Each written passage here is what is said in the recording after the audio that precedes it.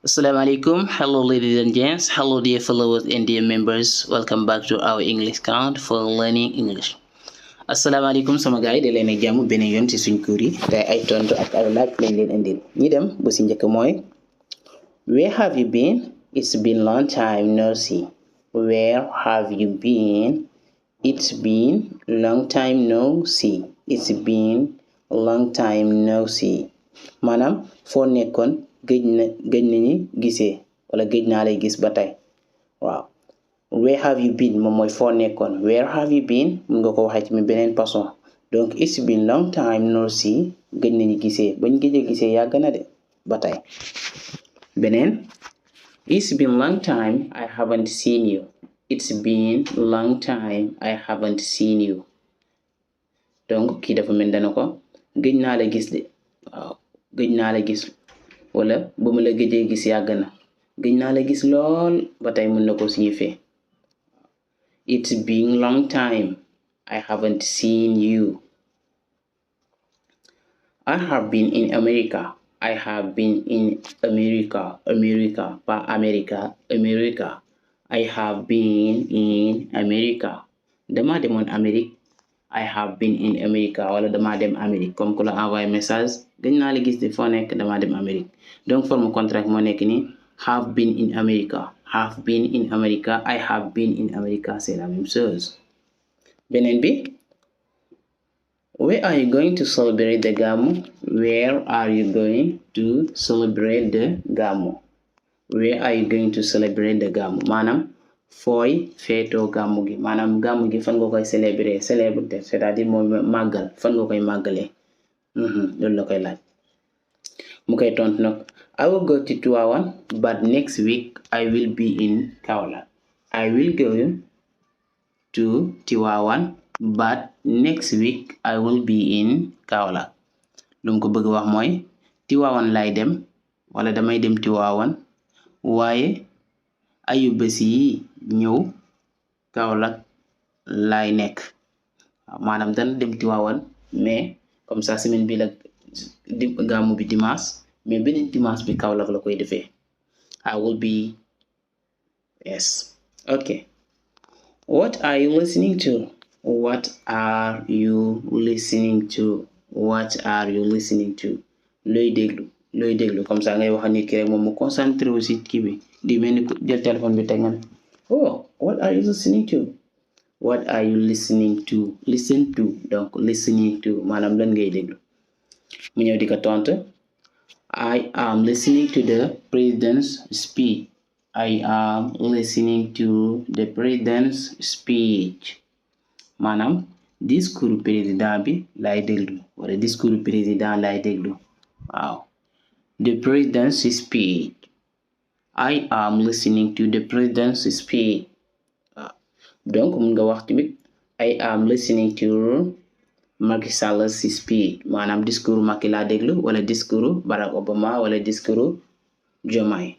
I am listening to music fekkee music ngay déglu I am listening to music.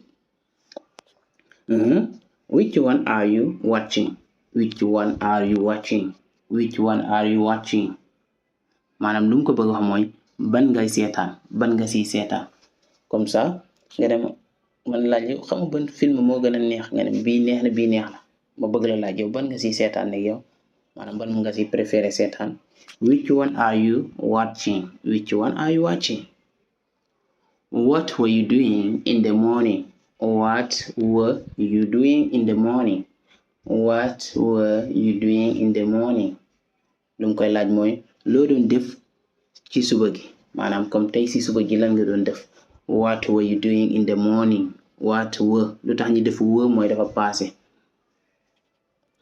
mu koy répondre I was reading the Holy Book. I was reading the Holy Book. I was reading the Holy Book maanaam dama doon jàng téere bu sell bi Holy Book moom mooy téere bu sell c'est-à-dire moom mooy alxuraan lañ koy wax Holy Book. I was reading read moom mooy ngay lire waaw lire moom la ñuy reading the Holy Book. Oh, what are you waiting for coming early? What are you waiting for coming early? What are you waiting for coming early? What are you waiting for coming early? lan ngay xaar ngir teel a ñëw wala lan ngay xaar ci teel a ñëw. What are you waiting for coming early? waaw lan ngay xaar fekkee ñu bari la dag naan lan ngeen di xaar lay signifier lan ngeen di xaar ngir teel a ñëw. What are you waiting for coming early? to come early moom mooy teel a ñëw. early opposite am moom moo nekk late maanaam tardé. When will you finish? When will you finish? When will you finish? When will you finish? kañ ngay pare comme nit ki di liggéey dara bu ko laaj kañ ngay pare wala kañ nga si pare. When will you finish? bu koy répondre I will finish after tomorrow. I will finish after tomorrow. gannaaw suba laay pare. waaw I will finish after tomorrow maanaam gannaaw suba laay pare. After tomorrow moom mooy gannaaw suba. Tomorrow moom mooy suba mais after gannaaw suba. Don't you know where Abdou is? Don't you know where Abdou is?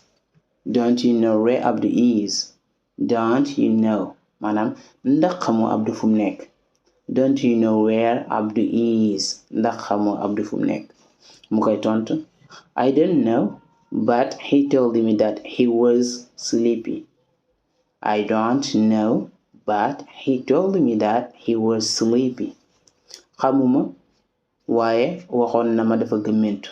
waaw xamuma fu mu dem waaye waxoon na ma dafa gëmmentu. I don't know xamuma but waaye wala nga ne wante he told me waxoon na ma he was sleepy dafa gëmmentu.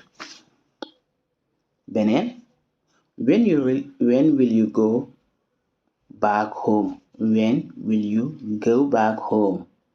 maanaam kañ ngay ñibbi. donc go back home moom mooy ñibbi comme ça par exemple nga ñëw Dakar nga war a ñibbi waat ne la kañ ngay ñibbi comme da lay defaral dara pareegul mu la koy laaj. When will you go back home?